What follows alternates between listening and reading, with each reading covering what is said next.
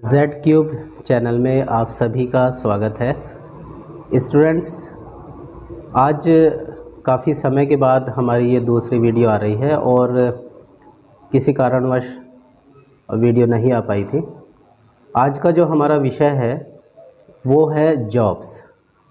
जैसे कि आप सभी जानते हैं कि हर स्टूडेंट का ये ख्वाब होता है कि वो आने वाले वक्त में जब अपनी एजुकेशन को कंप्लीट करता है तो उसे एक अच्छी जॉब मिल जाए।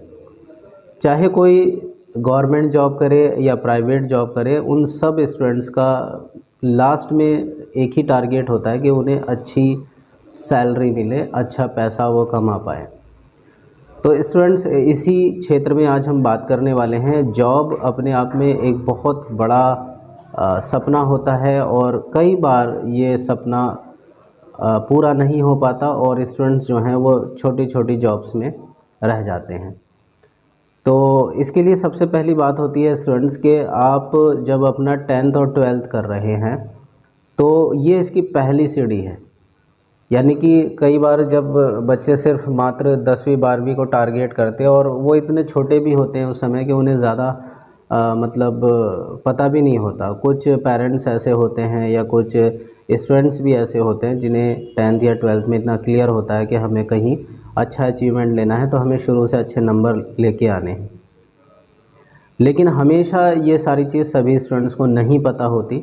इस वजह से वो जो है बाद में पछताते हैं, सोचते हैं कि भाई ये क्या हो गया, हमारे अच्छे नंबर नहीं आए हैं तो हम क्या करें। क्योंकि जितनी भी जॉब्स हैं वो कहीं ना कहीं ख़ास तौर से जो गवर्नमेंट की जॉब्स आती हैं उसमें या तो आपको अच्छा स्टूडेंट होना चाहिए ताकि आप अच्छे नंबर से अपने कोई एग्ज़ाम क्रैक कर सकें, या फिर आपकी मेरिट या मार्कशीट में जो आपके नंबर है वो अच्छे होने चाहिए ताकि आप मेरिट में नंबर ला सकें। तो सबसे पहली मैंने आपको बात बता दी कि आपका जो 10th है और आपका जो 12th है इसे आपको बेस्ट ऑफ बेस्ट करना है। यानी कि जितनी मेहनत आप कर सकते हैं उससे भी ज़्यादा मेहनत करनी है। ये ही वो मार्कशीट है जो आप हमेशा अपने डॉक्यूमेंट फाइल में लगा के रखोगे। और इससे पहले आपने क्या किया, 9th में क्या किया, 6th में क्या किया, 4th 5th में क्या किया, वो डज़न्ट मैटर। तो इसलिए आप कोशिश करें कि जब आप 10th करें और 12th करें तो बेहतर ढंग से और अच्छे अचीवमेंट के साथ करें। नंबर उसमें आपके अच्छे होने चाहिए। अब दूसरी बात आती है कि क्या 12th के बाद कोई जॉब है या ग्रेजुएशन के बाद कोई जॉब है। तो डेफ़िनेटली देखिए, हर स्टूडेंट्स का एक टारगेट होना चाहिए और वो है कि भाई हमें जो है गवर्नमेंट जॉब में जाना है। अब गवर्नमेंट जॉब में जाने के लिए सबसे अच्छा जो सुलभ तरीका है, जो इजी तरीका है, वो है आपका स्टाफ सिलेक्शन कमीशन यानी कि SSC। अब ये सेंट्रल गवर्नमेंट का प्रोग्राम होता है, हर साल इसके एग्ज़ाम होते हैं, बच्चे पास आउट होते हैं और धीरे धीरे वो अपने रास्ते में निकल जाते हैं।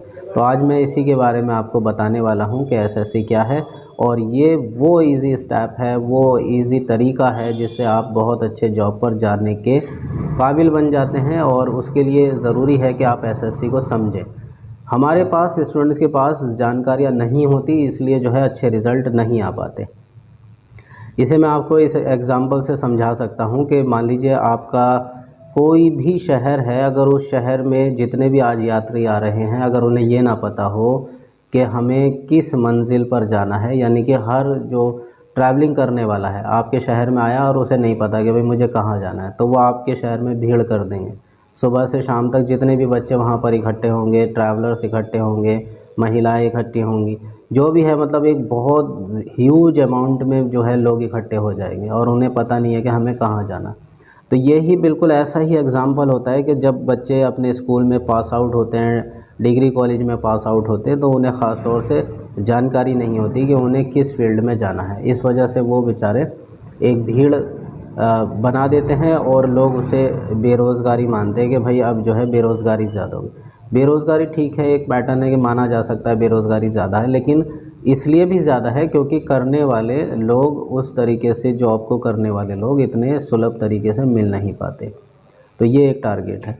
तो आप कोशिश करें कि 10वीं और 12वीं को अच्छे तरीके से कर लीजिए, अच्छे नंबर लाइएगा, अच्छे आप अपने प्रोफाइल बनाइएगा और उसके बाद जो है आज मैं आपको SSC के बारे में जानकारी दे रहा हूँ, इसे आप सुनिए और इस पे काम कीजिए। विदिन 2 ईयर्स, 3 ईयर्स, 4 ईयर्स किसी किसी का 1 ईयर में भी रिज़ल्ट आता है और आप बहुत अच्छे सिलेक्शन में चले जाएंगे। तो आइए जानते हैं स्टाफ सिलेक्शन कमीशन के बारे में। आइए अब जानते हैं एसएससी के बारे में, और ये ख़ास तौर से गवर्नमेंट जॉब के लिए है। स्टूडेंट, मैंने पहले भी बताया कि चाहे जॉब आपको प्राइवेट मिले, गवर्नमेंट मिले, कैसी भी, लेकिन जो आपकी प्रायोरिटी होनी चाहिए, प्राथमिकता होनी चाहिए या एक तैयारी होनी चाहिए, वो आपकी गवर्नमेंट जॉब के लिए हो। अगर उसमें सिलेक्शन होता है तो अच्छी बात है। अगर मान लीजिए कोई बहुत ही परेशानी रही या नहीं हो पाया कुछ जीवन में, तब जाके हमें प्राइवेट में आना चाहिए। तो हमारी जो प्रायोरिटी है वो होनी चाहिए गवर्नमेंट जॉब। तो आज मैं उसी के बारे में आपको बता रहा हूँ। एसएससी हमारा आज का टॉपिक है। स्टाफ सिलेक्शन कमीशन, कर्मचारी चयन आयोग इसे कहा जाता है।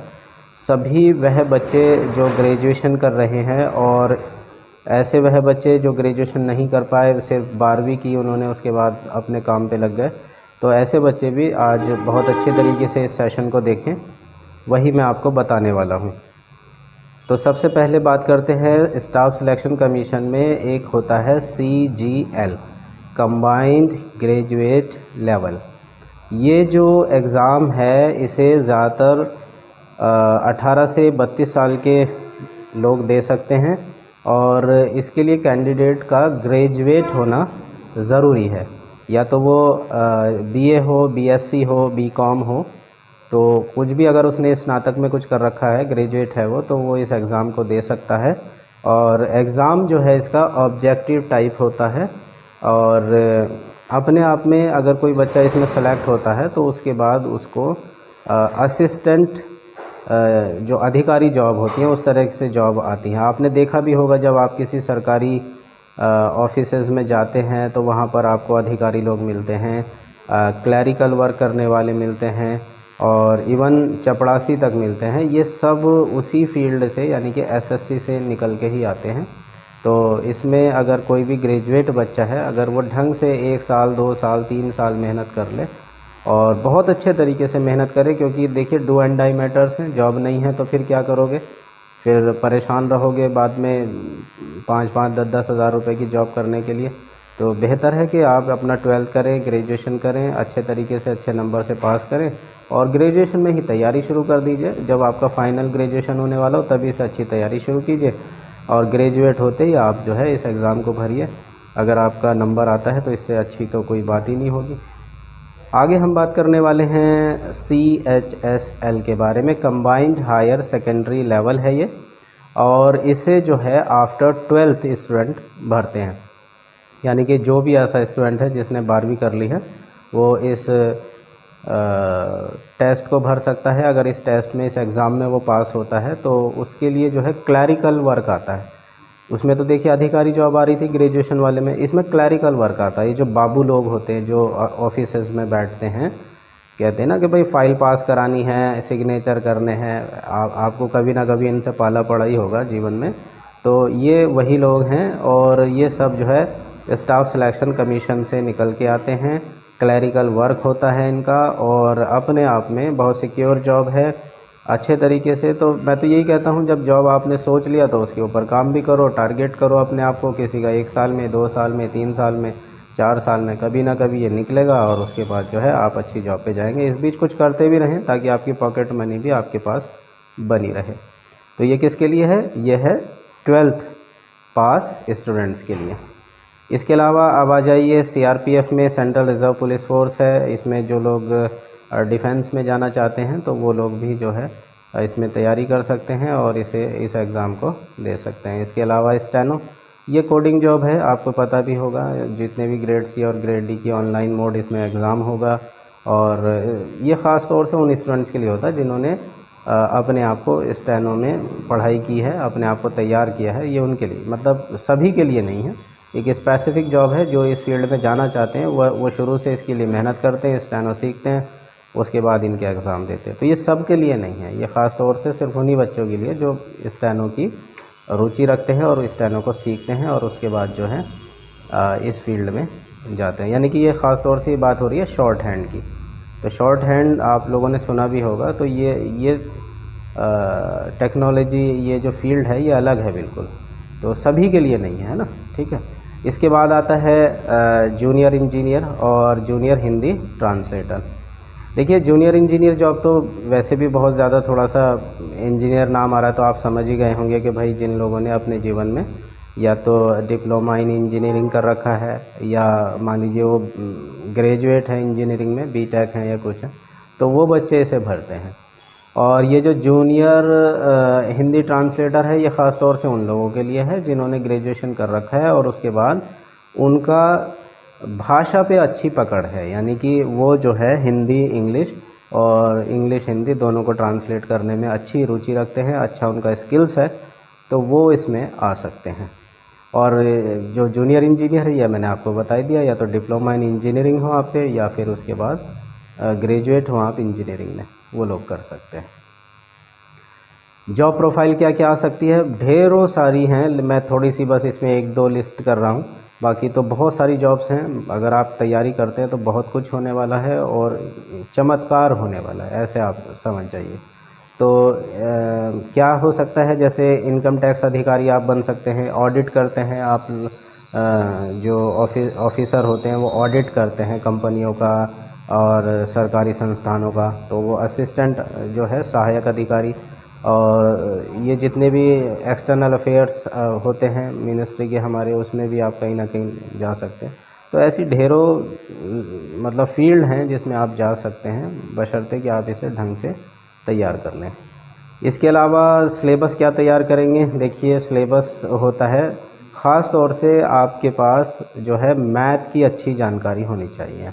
मैथ अगर आप अच्छा तैयार कर लोगे तो आपको इसमें बहुत ज़्यादा, मतलब ये समझिएगा कि आप 90% अपने आप को तैयार कर लोगे।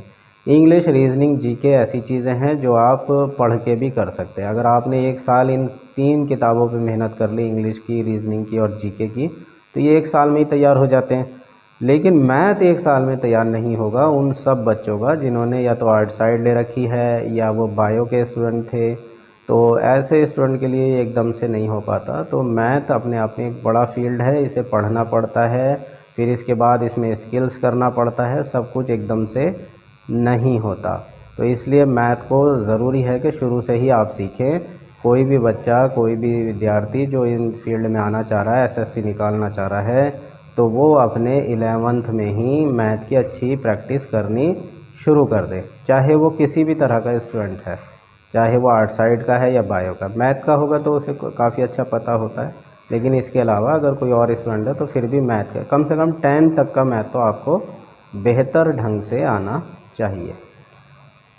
तो ये थी आज की हमारी जानकारी स्टाफ सिलेक्शन कमीशन के बारे में स्टूडेंट्स। और ज़्यादा जानकारी के लिए तो देखिए बहुत कुछ है, आपके टीचर आपको बता सकते हैं और कोचिंग संस्थान आपके शहरों में खुले हुए हैं, आप वहाँ भी जा सकते हैं, नेट से भी जानकारियाँ निकाल सकते हैं, बहुत कुछ है। सिर्फ सोचना यह है कि हमें अगर कुछ नहीं हो रहा है तो कम से कम हम स्टाफ सिलेक्शन कमीशन निकालेंगे। इसकी शुरुआत से ही मेहनत कीजिए।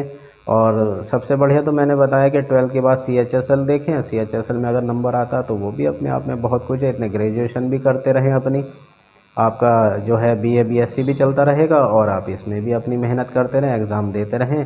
क्योंकि भाई ग्रेजुएशन जब तक आप करोगे तो 3 साल तो आप कहीं जा नहीं रहे, अपने घर ही बैठोगे, तो इतने उसकी भी तैयारी कीजिए, एग्ज़ाम देते रहिए, रिज़ल्ट आएंगे और जब मेहनत करोगे तो अच्छा ही रिज़ल्ट आएगा।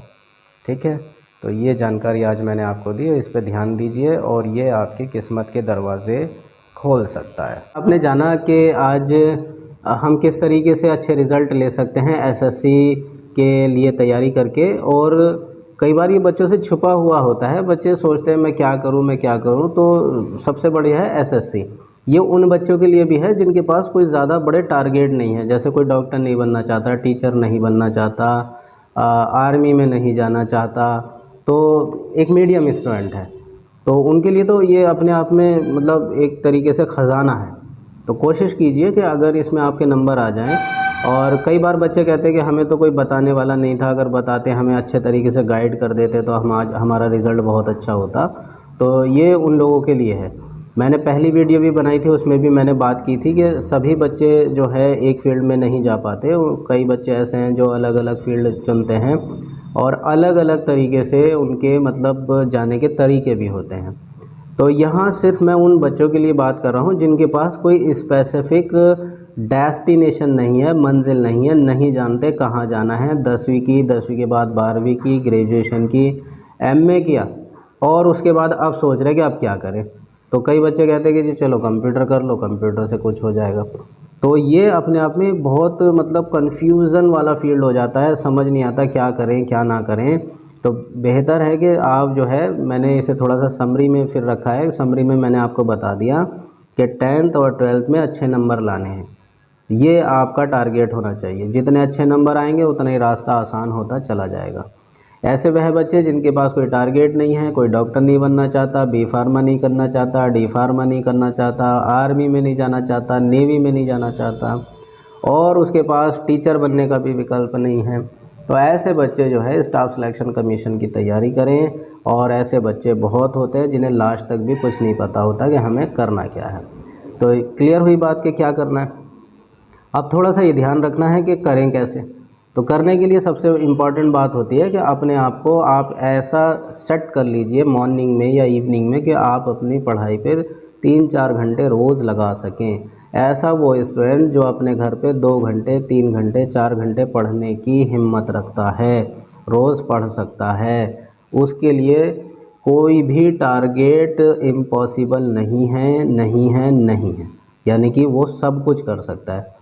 किस चीज़ की ज़रूरत है? सिर्फ अपनी स्टडी की। तो वो आप सेट कीजिए। मॉर्निंग में पढ़ना चाह रहे हैं, मॉर्निंग में पढ़ो। मैं कई बार बच्चों से कहता हूँ कि मॉर्निंग में 5 बजे उठिएगा, अब विंटर्स आने वाले हैं, 5 बजे उठिएगा और 7 बजे तक पढ़िएगा। 2 घंटे आपके ये सुबह में हो गए। ऐसे शाम में 2 घंटे अरेंज कर लीजिए, तो अपने आप में बहुत अच्छा आपकी स्टडी हो सकती है। दूसरा है खुश रहिए और अपने मोबाइल में सोशल मीडिया से बचे रहें। आजकल क्या हो रहा है कि स्टूडेंट जो हैं मोबाइल देखते ही हैं, सभी के पास आजकल मोबाइल है, तो सोशल मीडिया में घुसते हैं।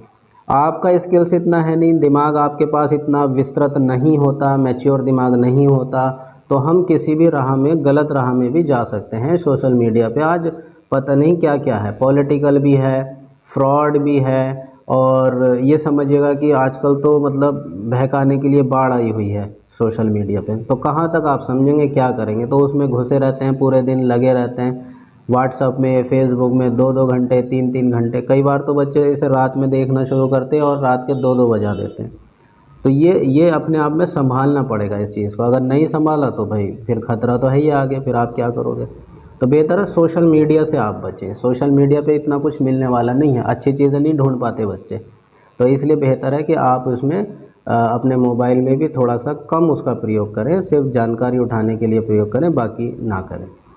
इसके अलावा आप जो है हेल्थ वाइज भी थोड़ा सा ध्यान रखें कि आजकल जो है बच्चे बैठे बैठे पढ़ते रहते हैं और कई बार ऐसा होता है कि उनके साथ जो है हेल्थ प्रॉब्लम्स आने लगती हैं। तो अपनी एक्सरसाइज, वॉकिंग इस तरीके से करें और थोड़ा मतलब एक अलग से ना बन जाएं। कई बार बच्चे सोच लेते भाई मेरा टारगेट हो गया, अब मैं अलग बैठूंगा, अपनी तैयारी करूंगा। तो घुलना मिलना भी ज़रूरी है। कम से कम अगर आप रोज़ नहीं करते तो 3 दिन बाद, हफ्ते बाद जो है लोगों से गेट टुगेदर रखा करो, अपने दोस्तों से मिला करो और रिलेटिव्स में भी थोड़ा मतलब आजकल कम्युनिकेशन कर सकते हैं। तो ये चीज़ मैं इसलिए बता रहा हूँ क्योंकि जब आप पूरे तंत्र से मिले रहोगे, जो आपके फ्रेंड सर्किल है, आपका रिलेशन है, ये सारी चीज़ों से मिले रहोगे तो एक बूस्टिंग पावर मिलती रहती है। और उसके अलावा बस मैं क्या कहूँ कि ज़्यादा मतलब ज़ोर मैं यही देता हूँ कि बच्चों को पता होना चाहिए कि हमें क्या करना है। तो अपना एक कम से कम टारगेट बना लो कि हमें ये करना है। तो आज मैंने एसएससी के बारे में बताया, इसके अलावा और भी कुछ चीज़ों के बारे में आपको बताता रहूँगा बाद में। तो आज के लिए बस इतना ही। चैनल को लाइक, शेयर और सब्सक्राइब कीजिए प्लीज़। हम बहुत कोशिश कर रहे हैं आपके भविष्य के लिए कि आप जो है जान जाएं और जितना जल्दी हो सके उतने जल्दी आप अपने रास्ते पे निकलें और अचीवमेंट्स लें। आपके लिए अच्छा होगा, आपके परिवार के लिए अच्छा होगा। सो सभी के लिए good luck, have a nice day.